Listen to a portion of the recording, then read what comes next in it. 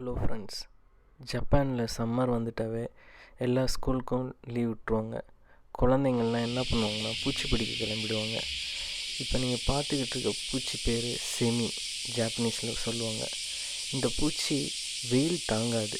அதனால் இந்த summer start ஆனவே காலையிலையும் சரி, மதியம் சரி, நைட்டும் ஈவினிங்னு வச்சுக்கிங்களேன், நல்ல சவுண்டு. அதுக்கு எவ்வளோ டெம்பரேச்சர் தாங்க முடியலையோ அது மாதிரி சவுண்டு கொடுக்கும்.